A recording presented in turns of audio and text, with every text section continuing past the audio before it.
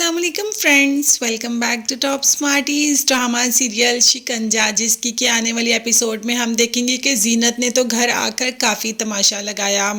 यहाँ पर साकिब को अच्छी खासी बातें सुनाई कि तुम्हारी बहन तो है ही करेक्टरलेस, बल्कि तुम्हारी दोनों बहनें करेक्टरलेस हैं। जारून से मंगनी तोड़वाने के बाद भी हर वक्त जारून के साथ घूमती रहती है, और तुम्हारी बहन रिदा, वो तो मेरे शौहर की जान ही नहीं छोड़ती, हर वक्त अरहम के पीछे ही पड़ी रहती है।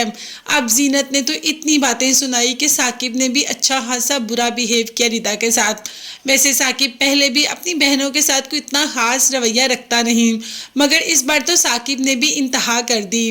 रिदा, जिसने कि साकिब के लिए अपने अरहम को छोड़ दिया, अपने घर को छोड़ दिया, सब कुछ छोड़ दिया, साकिब की वजह से ही तो वो अरहम के साथ नहीं गई थी, मगर अब साकिब ने उसी पर इल्ज़ाम लगाने शुरू कर दिए। अब रिदा कर क्या सकती है? वैसे भी रिदा की तबीयत तो खराब ही रहती है। रानी ने उसकी रिपोर्ट्स वैसे भी छुपाई हुई हैं।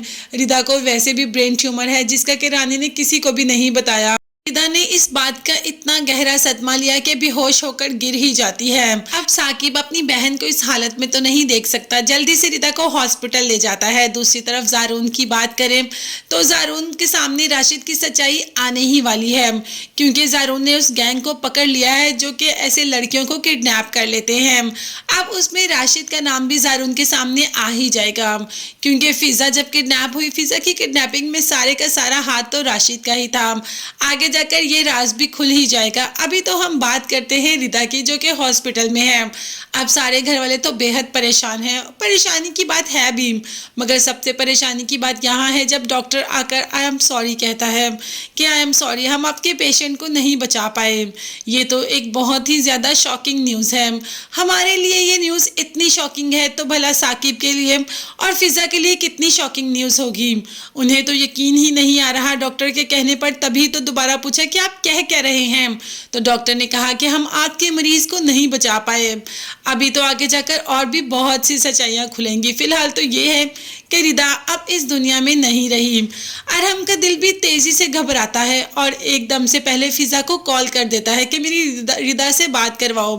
फिजा ने भी इस बार काफ़ी गुस्से से कह दिया कि कैसे कराऊं रिदा से बात, तुम सबने उसको मार दिया, वो हमारे में रही ही नहीं, तो मैं कैसे तुम्हारी बात करवाऊं उससे। अरहम भाई, आप लोगों ने उसको इतनी अजियत दी कि वो इस दुनिया में ही नहीं रही। अरहम को तो बिल्कुल भी यकीन नहीं आ रहा कि उसकी रिदा इस दुनिया में नहीं रही और वो उसका आखिरी दीदार भी नहीं कर सका। अब आगे जाकर तो अरहम को ये भी पता चलेगा कि रिदा के साथ ये सब कुछ जीनत की वजह से हुआ, क्योंकि जीनत और अरहम की माँ ही तो गए थे रिदा के घर और उसको इतनी बातें सुना कर आए, इतनी बातें सुना के कि उसने अपने दिमाग पर इतना असर लिया कि वो इस दुनिया से ही चली गई। फिजा भी बिल्कुल अकेली रह गई। पहले बहन को बहन का सहारा था, अब तो वो सहारा भी खत्म हो गया। तो क्या करेगी फिजा अकेली रिदा के बगैर?